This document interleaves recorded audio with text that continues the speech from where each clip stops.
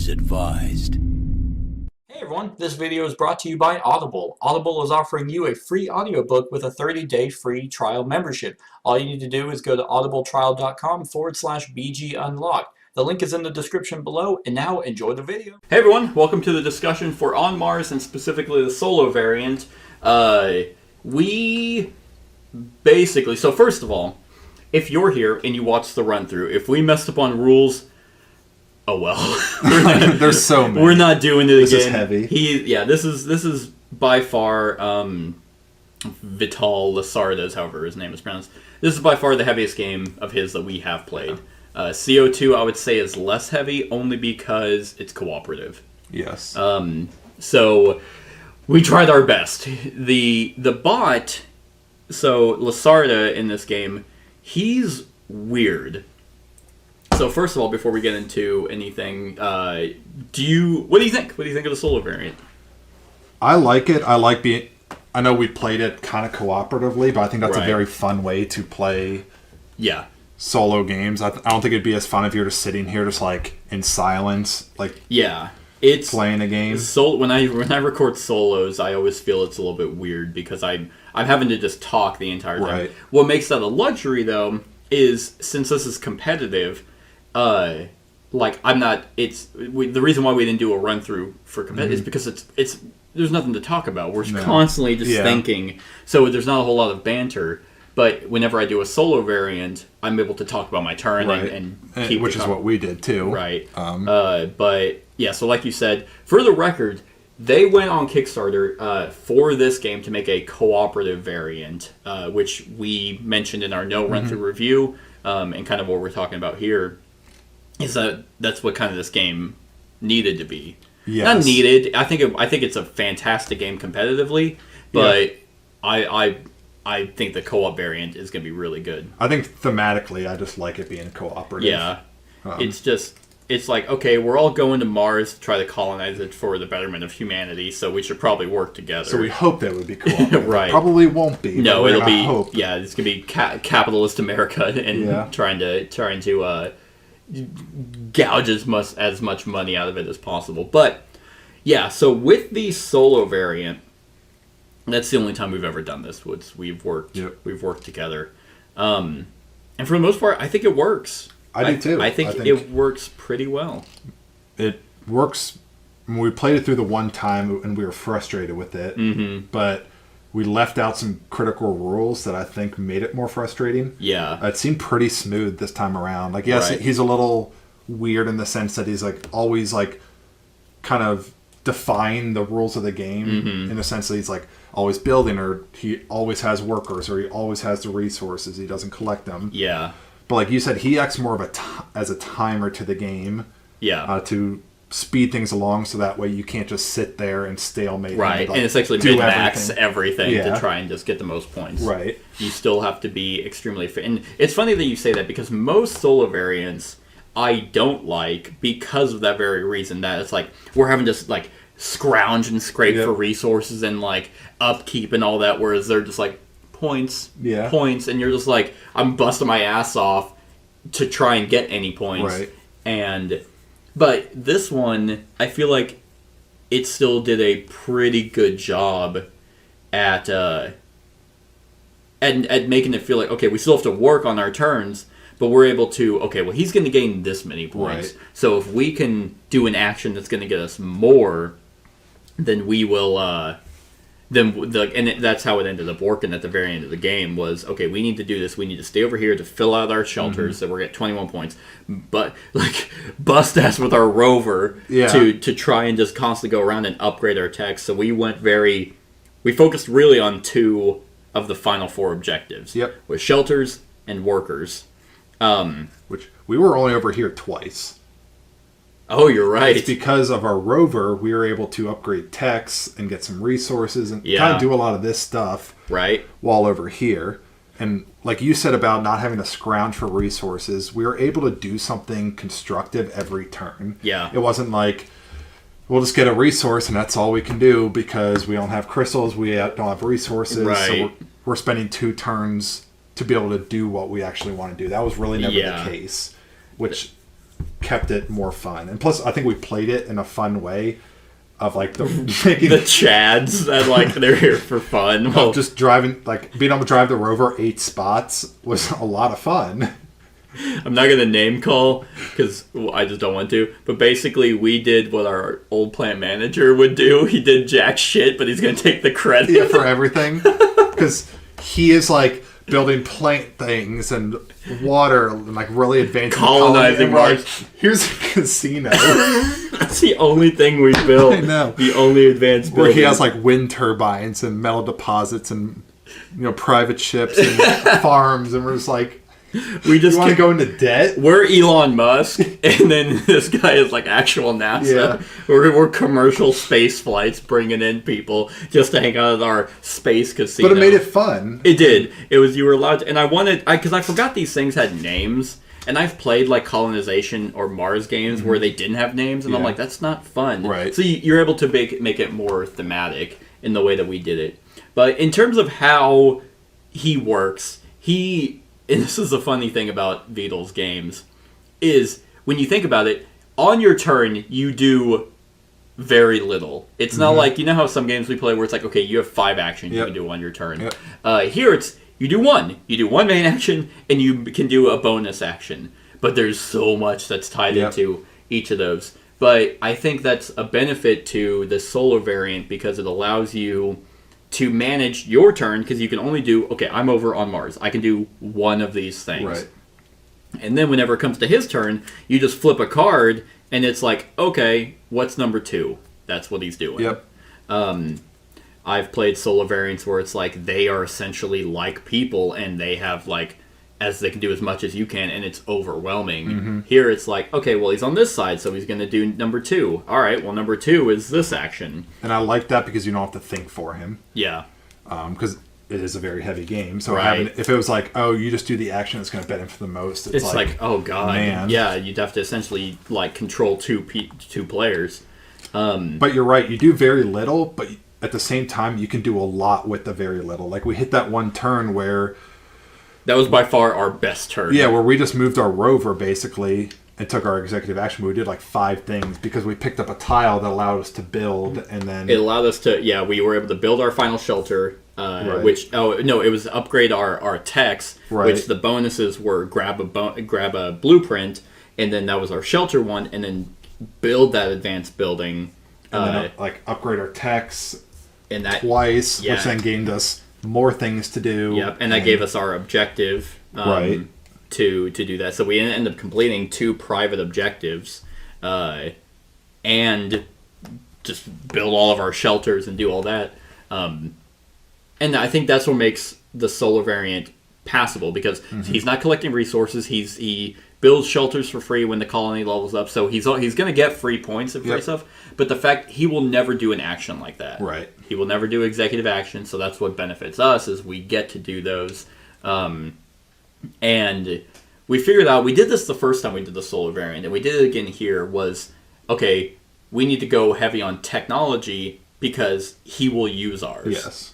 And that's the other strat, is you can try to lock him into certain actions where it's like, okay, fine, I'm just going to go heavy on the building ones. If he's going to be building every time he travels, then I'll have the text so that I at least get something for that. Now, with that being said, he is pretty simple. He just does that action, and he potentially won't travel. Right. Which out of this there's 12 cards in here. The only time he won't travel is there's 3 times. Yep. There's 3 cards in here that he might not go on the shuttle, which those are a relief whenever he doesn't. You're like, oh, thank God he's staying in orbit. Because sometimes you don't want him to build. But that is probably my biggest complaint with the solo variant, is his building. It's not the fact, what I thought was going to be a problem was the fact that he always builds each turn. And that was going to be, okay, well, we can't. There's no way we'll build as much as that. But the fact that it's like, the way that the rules are written is that, okay, he's going to build the one that the colony needs. Right. Okay, he wants to build a complex. Otherwise, the only way that this can go up is if there's a complex. So then it's like, okay, well, if he's not building a complex, so then what the fuck is he doing? Right. Is he doing another mine? Okay, but technically there's a mine technology, right. So that was just always a weird one. And what I didn't like is that, like, in my opinion, his rover keeps moving. Every time he builds. Right. Yeah. So, like, if he was here and his rover was here, and that one was already built, we should be able to say, okay, he's going to build... do that. It's like, okay, he's going to build a win next time, so let's build that so he can't. Right. But instead it's like, well, he would just go to the next one and still build it. And that's a little frustrating. Right. Because that's one of the things you can't really block him from doing. And I wish there was more of that. More of blocking his constant, relentless actions. Yeah. I mean, and like we mentioned, he's essentially a timer. Yeah. He becomes a timer for the colony, which lowers objectives. And then if you run out of the deck, whenever you go through it, then he starts moving the missions down, which I like that. Yes. I like that the game's not going to be overly long. I think it was probably an hour and a half, at most. Which isn't that bad. And it didn't feel like an hour and a half because we weren't sitting in silence thinking about our turns. We were working together. Right. So that's why he does it, but I agree. Because normally, in a competitive game, if you're going for one of the final objectives, you want to go for shelters like we did, you're going to want to build power. But if I know you're going for that, then I'll build power and advance it up. Which, I mean, you could still always build, like you can never really block someone. So, like, if I built one and that brought it up to colony level, and I built it again, like, nothing's stopping you from doing that. But next time, you're not going to, like, you can only gain a progress cube in a spot where it's a necessity. Yep.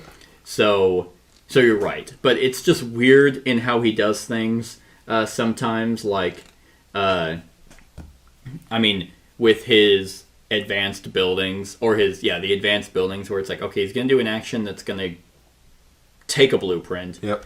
And then they never really explain, okay, so he gets everything else for free.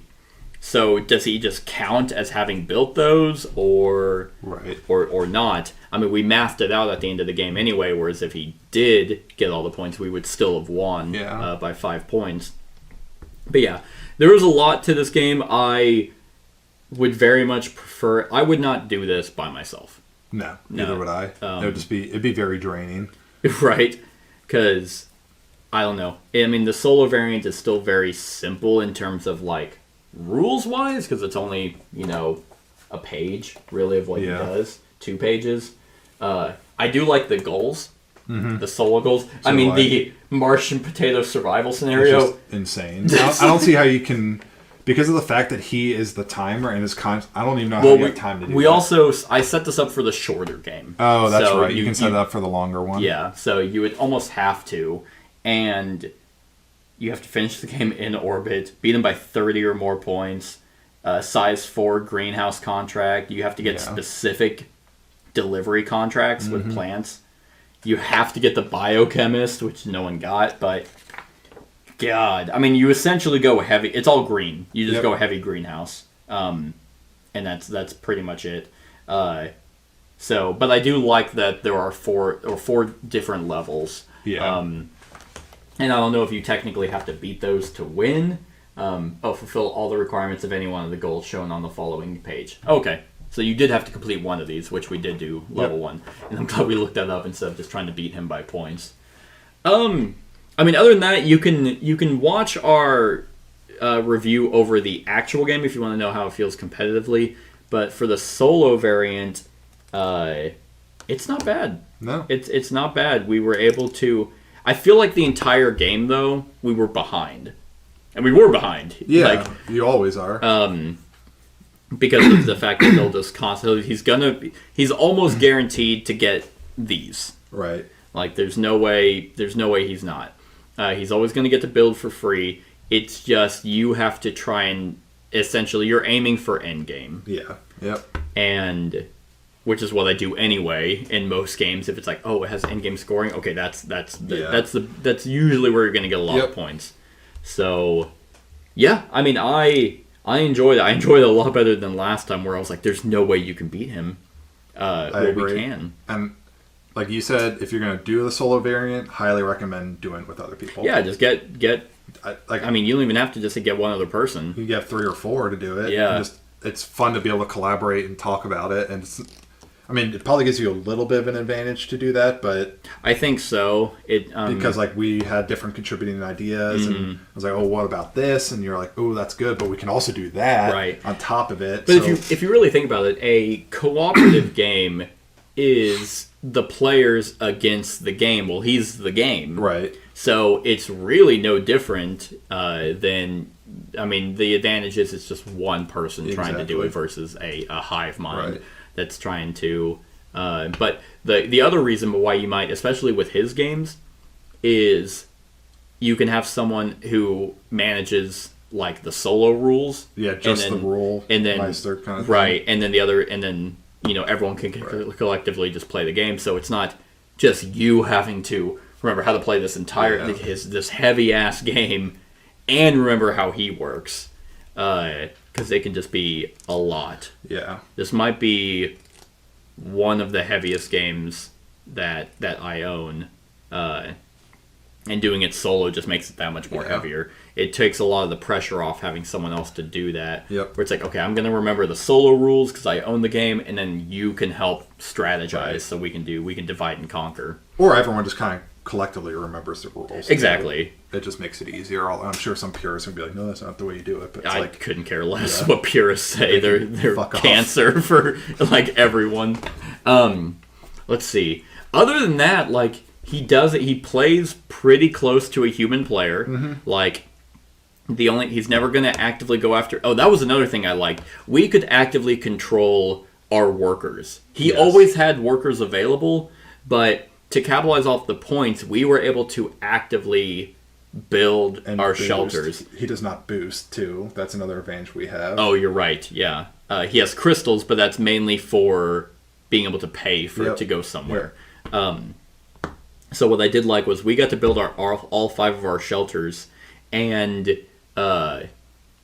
then like work with our ships. Now he only got shelters and a ship and a robot when the colony advanced. Yeah. So unless you're drawing it out until it gets to colony level 5, then he'd max out. Yep. So the game's essentially a race. Like you were talking about throughout the run through. Okay, like we can end the game now, and there is strategy to that, because sometimes and in other board games I've played where it's like, if I end the game now, I think I'll get more points than everyone. And then you rush to try and do that. You're essentially doing that here. Because I was thinking the same thing. When you're like, we can end it like right now. And I was like, yeah, we could. But are we going to get the most points before the game ends? It didn't matter anyway because he moved his rover. And even then, the only time really that you have to actually kind of control what decisions he would make would probably be the rover. And it makes sense. Okay, he doesn't collect resources. He's not going after that tile. He will advance his tech, so he's mainly going to be going after these. And I think that's an important strategy, is there are certain actions of his that are very fixed. Like you said, with leveling up, or every time the colony levels up, taking these, or when he moves his rover, he goes to the nearest tile. So you can have a little bit of prediction as to what he's going to do in certain scenarios, and that helps you better strategize. Right. Which is nice. It's not just totally randomized. Yeah, because in some games where it's like you can't really strategize against the person because it's based off of a deck, a lot of solo variants just have a deck of cards where you just draw and you're like, oh, okay, well, I couldn't really guess he was going to do number 2. Yep. But I found in this one, it never really mattered what he did. No. Because we were always able to do our turn. The only time it was like, oh man, do we have the crystals to be able to go there? Yep. Or he might take a blueprint that we want, but we neglected blueprints completely, except for our sweet-ass casino that he's not invited to. No. He shows up and we're just like, what do you think you're doing here? It's like someone's a little lost. 21 of our workers. Just jump him. Even though he lost, we just kick him while he's down. Like that whole game. We're the one guy. He's menacing Wilson. The one guy, there's not enough room for you. I can take his ship back to Earth. No, sorry. Rules are rules. We're not spending money for you to go back home. It's cheaper to have you die. God. But yeah, I think the strategy that we went was a lot of fun. It was. What's even better about this game, and especially the solo variant, is this. I don't think this is the one way to win. No. You know, where it's like, because some games where it's like, that's it. I'm never not going to do this strategy. And you could viably go for any strategy, and I feel like you would do just as well. Go for blueprints and advanced buildings. I actually wanted to see how well we would do if we neglected blueprints altogether. Yeah. It just so happened that the two private goals we had allow us to get this, build one, which got us this. But because you can go for these objective goals where it's like, which are advanced buildings and things like that. So, yeah, I mean, and if we messed up on any rules, my apologies, but there's a lot to this.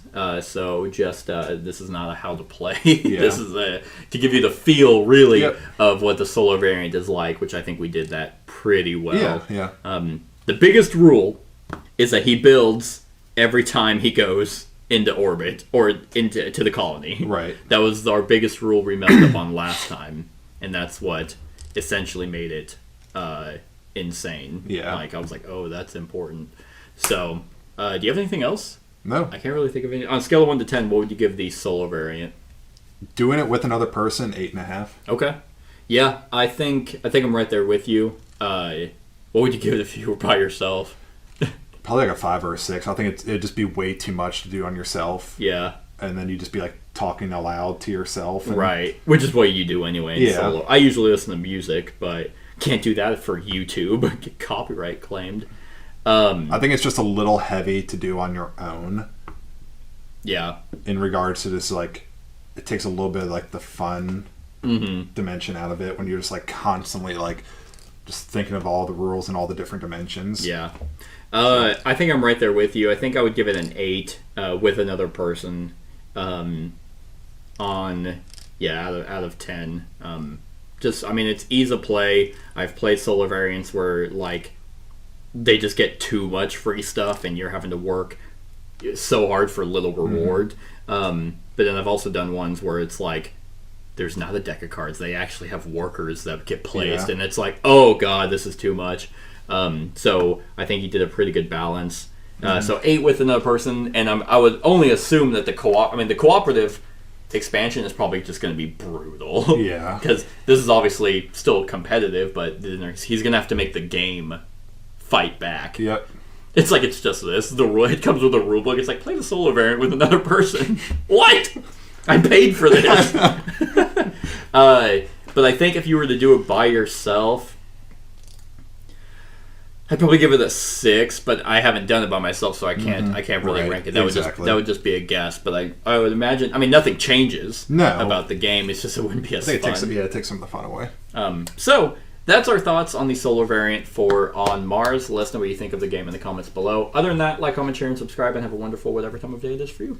Hey everyone, thank you for watching, and I really hope that you enjoyed the video. If you would like to see more of my content, go ahead and click that subscribe button and the bell to be notified whenever I upload any new content. If you feel like supporting the channel, you can go ahead and click that Patreon link to be taken to my Patreon, and any help is truly appreciated. Other than that, stick around for any other run-throughs or reviews or cool top 10s or whatever I feel like putting on. Other than that, like, comment, share, and subscribe, and have a wonderful whatever time of day it is for you.